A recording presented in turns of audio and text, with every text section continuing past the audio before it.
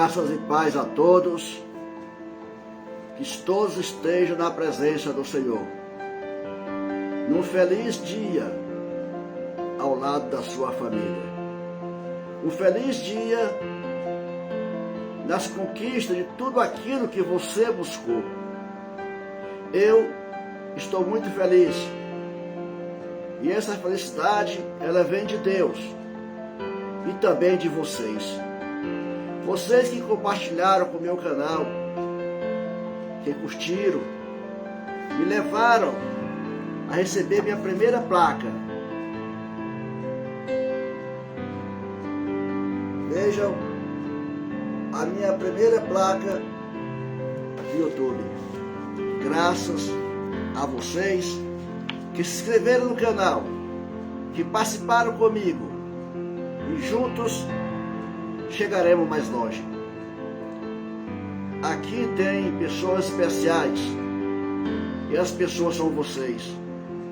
Vocês que participam comigo, com esta caminhada, buscando sempre levar a palavra do Senhor Jesus. Nós podemos começar em 1 Coríntios 1, 10 a 13, que assim nos diz: rogo-vos, porém, irmãos, pelo nome do nosso Senhor Jesus Cristo, que digais todos uma mesma coisa, o que não haja entre vós dissensões, antes sejais unidos no mesmo propósito, ou no mesmo pensamento, em um mesmo parecer, da mesma vontade, no mesmo Deus. Porque, a respeito de vós, irmãos meus, me foi comunicado pelos da família de Cloé, que há contendas entre vós. Contenda entre vós, irmãos. Vamos buscar uma saída, uma solução para que não haja contendas. Quero dizer com isso que cada um de vós se diz: eu sou de Paulo, e eu sou de Apolo, e eu sou de Cefas, e eu sou de Cristo. Mas na verdade, quem você é? Você segue a Deus ou segue aos homens? No verso 3 nos diz: está Cristo dividido? Foi Paulo crucificado por vós? Ou foste vós batizado em nome de Paulo? Não. Quem foi crucificado por vós foi Jesus. Você foi batizado em nome de Jesus. Então é a Ele que você deve toda a honra e toda a glória. Observamos aqui que os cristãos de Coríntios estavam se dividindo, conforme seus pais da fé, Paulo, Cefas ou Apolo. Aqui Paulo está preocupado, porque a integridade da igreja estava comprometida, porque seus seguidores começaram a se dividir conforme as preferências de cada um. Preferências. Muito cuidado com as suas preferências. Muito cuidado com aquele que você ouve. Muito cuidado com aquele que chega para você e fala algo que não é a realidade. O que mais vemos hoje são líderes religiosos ou líderes familiares impondo situações sem pensar os efeitos negativos que essas situações podem causar. Na primeira carta que escreveu Paulo aos Coríntios, ele certificou, já começando com essas questões, apontando que não devemos causar divisões no povo cristão. Sabe aquela pessoa que não soma e ainda divide? Desses, fuja. Assim diz a palavra. Fuja. porque senão ele pode levar a caminhos estreitos. Eu te peço, meu irmão, minha irmã, seja cuidadoso, seja um verdadeiro leitor desta palavra, a palavra do Senhor. Em nosso caso, não podemos nos dividir por ideias de conflitos. Não podemos ter um querendo comprar um carro, outro querendo comprar uma casa.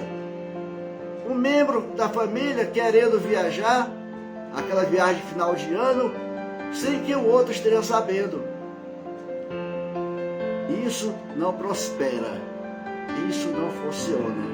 É preciso que todos saibam o que o outro está deixando para trás ou olhando para frente. Os projetos, os problemas, as dívidas, os sonhos devem ser compartilhados. Mas para aí, eu não posso pensar em comprar uma casa, eu não posso pensar em comprar um carro, eu não posso pensar em viajar. Não é isso. Deve ser tudo em comum acordo. Já pensou se você tem uma certa quantia em dinheiro lá na conta? E aí só dá para comprar um objeto, uma casa, um carro ou fazer a viagem. Mas um quer viajar, o outro quer comprar o carro, o outro quer comprar a casa, o outro quer gastar indevidamente. O que vai acontecer? Contendas. A contenda. Por quê? Para quando chegar novos membros da sua família, esse venha entender quais são as regras da casa. Novos membros? Como assim? Você tem filho, você tem filha, esses se dão em casamento. E vai chegar novas pessoas para fazer parte da família. E o que vai acontecer? Eles têm que pegar o ritmo da sua família. Senão, cada um puxa para um lado e aí não funciona.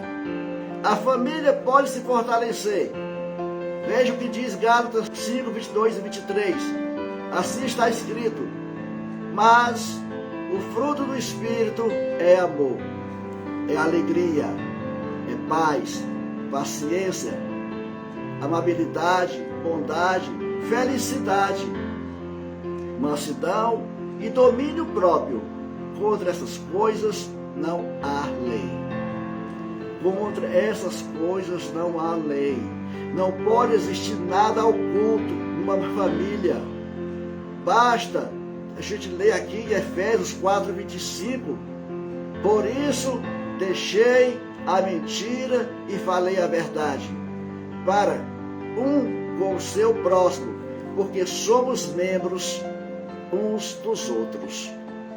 Na igreja também é assim, somos irmãos, não pode haver divisão, mas às vezes lutamos por essas situações, lutamos para a unidade e não conseguimos.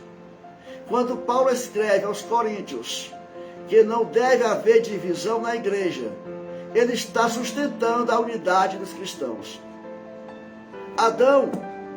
Se Adão estivesse com Eva, não tinha dado lugar à serpente. Aquela serpente que passou informações erradas para Eva. Vejamos, Gênesis 3, de 1 a 5. Ora, a serpente era mais astuta do que todas as alimárias do campo que o Senhor Deus tinha feito. E esta disse à mulher: é assim que Deus disse. Olha a enganação. Adão deixou Eva só. A serpente se aproximou e veio falar coisas que não só levavam ao pecado. Assim eu digo, não deixe a sua família desgarrada. Não deixe a sua família só. Insista. Se o seu filho não quer te ouvir, insista. Fale de Deus, fale da verdade, fale da palavra do Senhor. Porque assim ele vai entender a verdadeira missão que Deus deixou para nós pais, nós pastores. nós pregadores. E veja só, e disse a mulher à serpente: do fruto das árvores do jardim comeremos, mas do fruto da árvore que está no meio do jardim, disse Deus, não comereis dele, nem nele tocareis, para que não sejam mortais, ou para que não morrais, conforme diz algumas versões. Então a serpente disse à mulher: certamente não morrereis, porque Deus sabe que no dia em que dele comerdes, se abrirão os vossos olhos, e sereis como Deus, sabendo o bem e o mal. Olha só a enganação. Aonde começou todo o pecado? Eva se deixou levar pela conversa da serpente. Por quê? Porque ela estava só. Adão não estava isolado no momento. Por isso que eu digo, vigiai, vigiai. Esse morrer aqui não é morrer para a liberdade. Liberdade em Cristo. E viver para o pecado. Se você comete o pecado, você morre para Cristo e vive para o pecado. É o contrário, quando você vive em Cristo. A união, quando é possível, faz toda a diferença. A família não pode ser um monte de gente andando divididos. Assim é também a igreja. Mas quando há divisão de ideias, deve-se descobrir o pivô da questão.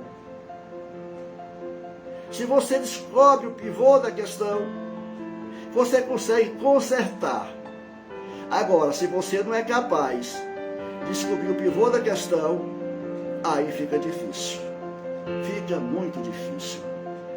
Quando nós vamos a Eclesiastes 4, do verso 9 ao 11, assim nos diz: melhor é sermos dois do que um, porque tem melhor paga o seu trabalho. Porque se cair, o outro levanta o seu companheiro. Mas ai do que estiver só, pois caindo não haverá quem levantar. Também, se dois dormirem juntos, eles se aquentarão, mas um só, como se aquentará? Aqui está falando dos casais, está falando das pessoas, está falando da igreja. Você e sua esposa, você e seu esposo, você e a igreja. Não fique só. Fique firme na presença do Senhor. Fique firme com Deus. Assim, eu quero te pedir, seja firme, não largue os caminhos do Senhor. Seja firme com a sua família. Seja firme com a sua vida na igreja. E falar em firme, eu quero agradecer a Deus por tudo que eu tenho passado, mas também pelas minhas vitórias. E peço a você também, compartilhe esse vídeo, se inscreva no canal, para que mais pessoas possam ter acesso. Essa palavra é aquela que você precisava ouvir. Ou esta palavra é aquela que muitos estão precisando ouvir. E é através de você, se inscrevendo no canal, compartilhando, que ainda chegamos a mais pessoas. Que Deus abençoe a todos. Fique com Deus.